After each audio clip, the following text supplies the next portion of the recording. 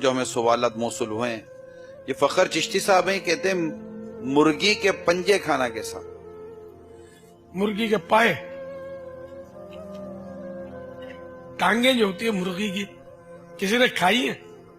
तो ये गरीबों की ग़िज़ा है।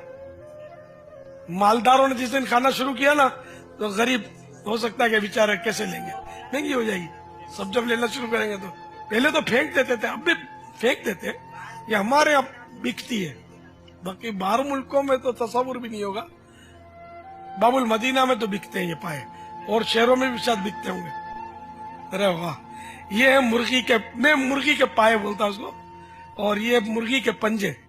ये है मतलब इसको अच्छी तरह धो ले, गर्म पानी, आटा और नमक में इसको अच्छी तरह धोएंगे ना, तो इसकी अगर बीट वगैरह है तो उतर जाएगी, बू निकल जाएगी बीट की, तो ये हो जाएगा फ्रेश। जब ये बिल्कुल अच्छी तरह धुल जाए तो इसको बिल्कुल पूरा पूरा आप पाया पका ले, या इसका पंजे का हिस्सा भले अलग चाहे तो कर ले। तो ये मैंने वाजिबी होता है, यूं कह सकते हैं कि टेस्टी होता है किसी हद तक।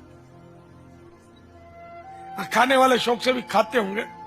तो गरीबों के पाए ये, जो गरीब बड़े जानवर के पाए तो नाम सुना होगा गरीबों ने, अब नहीं खा सकते। एक एक पाया मेरा ख्याल 500-700 का होगा आजकल, बड़े जानवर का इशारा है 500 का होगा।